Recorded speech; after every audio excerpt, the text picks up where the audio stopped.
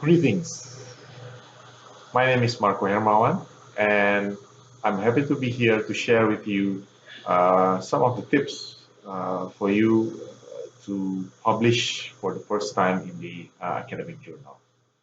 So, what I want to share with you is um, that sometimes you are when you are a first timer, you sometimes come across with some obstacle or uh, an encouragements to start publishing your paper. So I'm going to give you this quote. This is an interesting quote that says that your best quote that reflects your approach.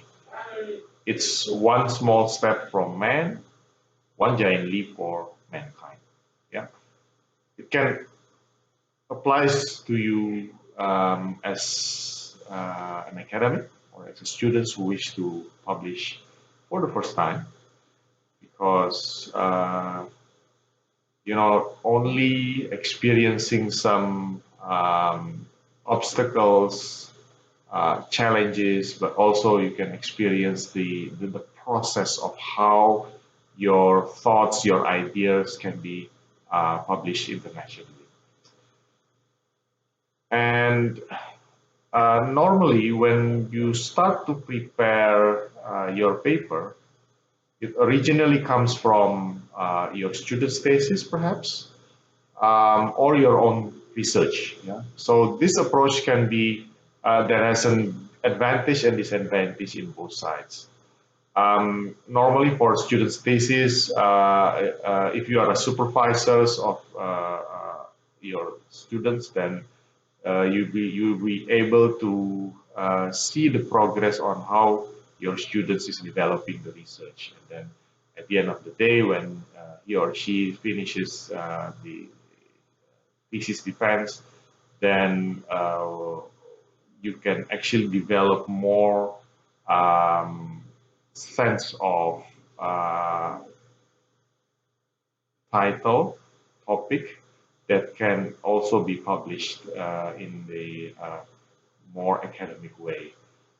For your own research, sometimes you feel that you will take more time to develop your own research, but on the other hand, it gives you more stronger sense, stronger feeling of how your own research can be developed easily when you start making a revisions on the published paper. So the next step that you can do is by looking for the right journal. All right. What kind of journal that suits your topic, suits your title? You can actually read by looking at the purpose of the paper, sorry, the purpose of the journal. You can read the about section, yeah, on each of the websites, or you can browse the Schemago rank, yeah, so you can see that the respective journal that you're aiming has a reputable rank. Normally, for those who are aiming for Scopus papers, but the other side that you also can read the purpose or the nature of the paper that suits your title. The second thing that uh, reminds me all the time is, do you dare? Yes. It's a big challenge when you say, do you dare to go to that journal? Because as you can see from the Schemago rank, you probably see some of the journal has Q1 rank or Q2 perhaps, yeah. But then again, you kind of wanting to go to that journal because of the nature of the topic that suits the purpose or the nature of the journal. For instance, when I try to submit my paper on music entrepreneurship, you have several lists of journal that suits the topic.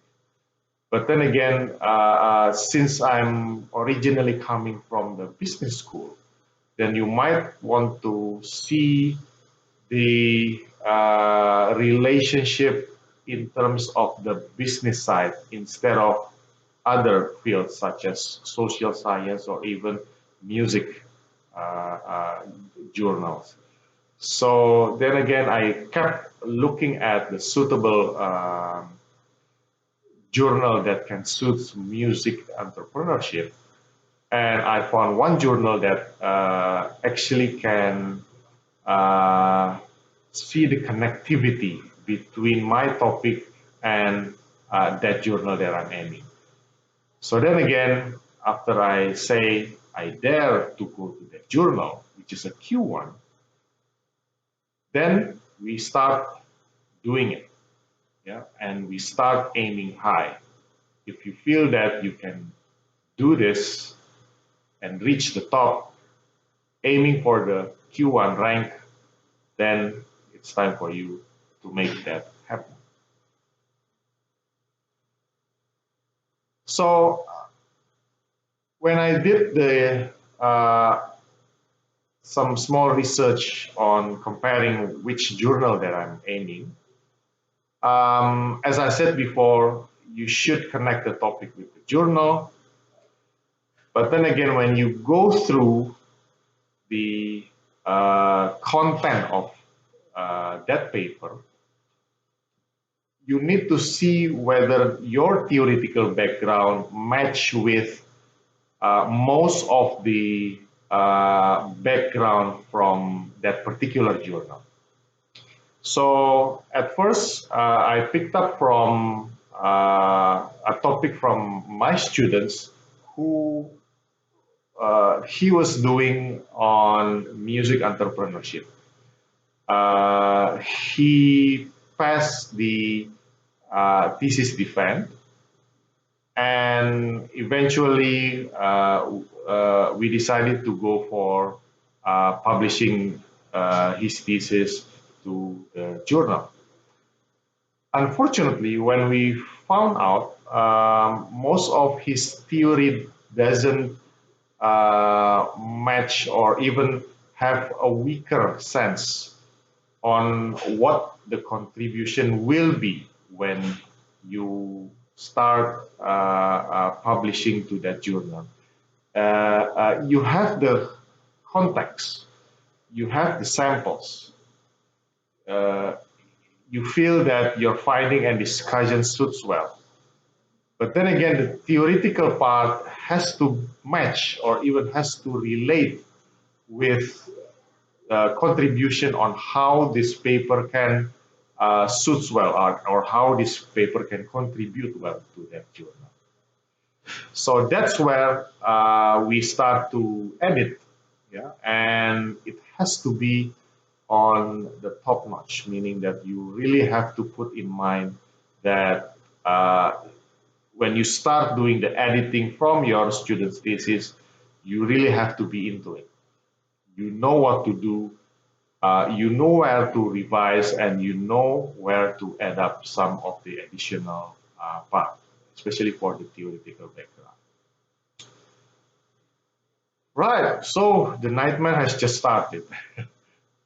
Basically, I don't want to put some fancy pictures. This looks pretty much representing what we should do. So be prepared when you, excuse me, decided to start doing the editing and match with your particular journal. Right, so I just want to give you some experience of what I did with submitting this journal. It was a journal of entrepreneurship in emerging economies, and it is a Q1 in management and econometrics. Yeah, and so to go into that journal, you probably see, you probably wonder, how am I going to aim this with my topic that I have now? I opened the account, right? Register myself, register the name. It was back in 26th of May 2019. Apparently, if we go back to my explanations, I don't have the guts. and I start making, I start seeing myself that, hey, this is the time, this is the right time when I really have to focus myself, redo the papers, put down all necessary theoretical backgrounds, methodology, refining all the findings and even the discussions. So we decided to start submitting the paper to the JEEE on the 22nd of March 2020. And eventually it came back on the 12th of April by having major revision. So I had experienced a lot of process when we start submitting for the first time and it came back with a major revision. So not to be worried about, yeah, do not worry about this because normally the reviewer is trying to dig in what sort of suggestion, comments, or advice that really can build up your paper in the process of this submission. It started up with some word of interesting. This paper is, let's just say, very well written, but, or if this paper is interesting, but then then they start making a lot of comments, as well as adding up some reference. They suggest a lot of references that can build up more argumentative papers or more robust um, arguments that suits this paper.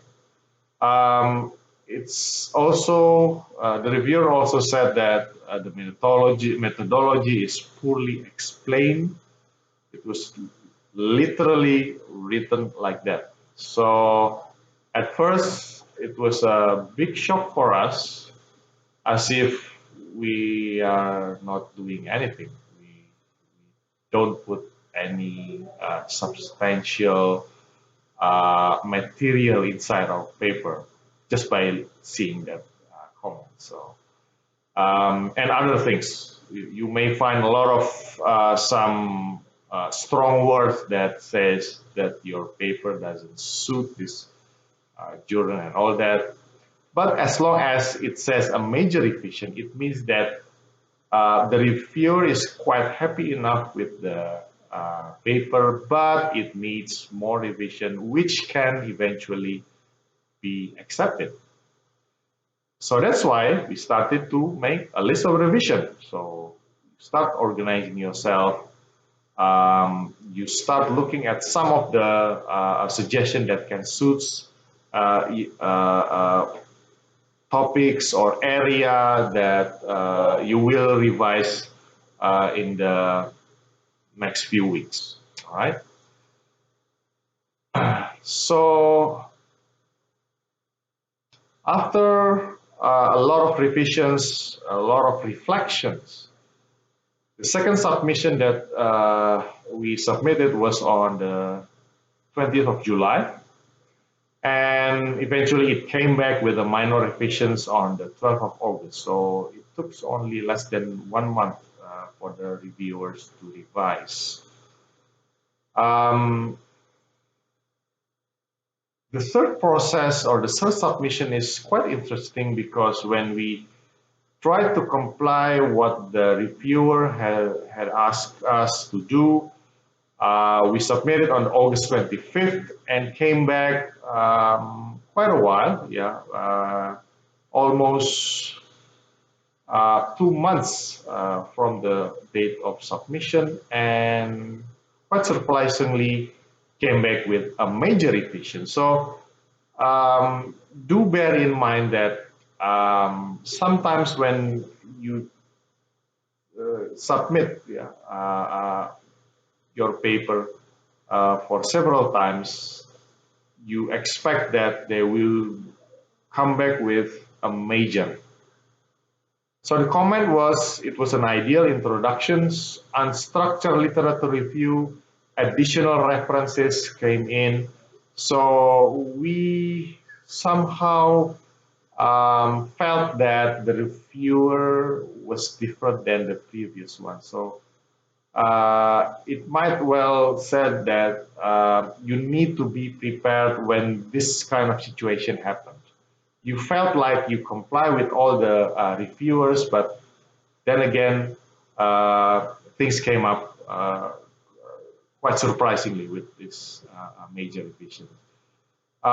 So what we had so far, we had another three more revisions after these major revisions. 15th of December, 17th of February 2021, and last we submitted on the 10th of April 2021. It was quite challenging, a bit of moral degradation, if I may say. But then again, I will give you the tips. If this occurrence happen to you, what will you do? Are you going to go for it, or are you going to stop and start to find another opportunity? So, yeah, if I go back to these slides, and you can see that the title of the paper that we submitted had a couple of changes basically due to the reviewer's comment. You can see that the process of revisions we had was about 6 times, which they say is quite normal. Yeah, a lot of things that we had to reflect back. Yeah, and things that you really want to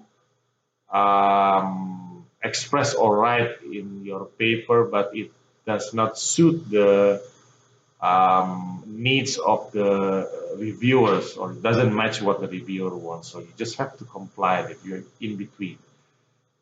Which eventually I will give you some tips on how to overcome this process. So basically, you keep it coming, keep it going until you reach the finish line. That's one of the fact that you just have to really be motivated, be persistent, and be agile for this process. You keep on reading, reflecting, and start writing some of the ideas from the reviewers that really can accommodate what they need and something that you really want to express within this paper. Um, and you start organize yourself. For instance, make a list of the revised comments. In the Word document, I used to use that comment box, and I type in some of the uh, reviewers' comments to the body text. So you kind of know which area that you really want to change. The four tips is definitely something that you need to be taken into account. Take your time, no rush, but then again, do not delay it. Keep that momentum. But on the other hand, when you receive the email saying that you have a major revision, don't get shocked, and don't start to rush by starting to make that revisions in an instance. You really need to have some time, reflect yourself, and see whether that changes is very essential and can answer all the reviewers' comments. Lower your ego, control your negative emotions. I can really understand that, because sometimes that you have that ego to that you really want to show that this is important. This aspect is different with the other papers. Sorry to say, it doesn't suit the reviewers' ideas, so they don't appreciate your ideas at all. Things can happen like that. You really need to give yourself time and uh, follow whatever the reviewer wants you to do. Enjoy the process. That's another thing, because then again, you really cannot make that in a rush time, in the very nick of time. going to a Q1 journal, academic journal really needs that process to get on. And don't expect too much, like the one that I just said. You receive an email saying a lot of things that doesn't match with your expectations, and then you seems that you give up in a way. But then again, your determinations really have to put it into account. And the last one, when you start making this process, when you follow this process, you will reach the destination. All right. So I hope this helps you to develop your ideas and start making your efforts to go into a particular academic journal. And hopefully this will benefit you when you start to write down your paper. Okay, thank you so much and have a good day.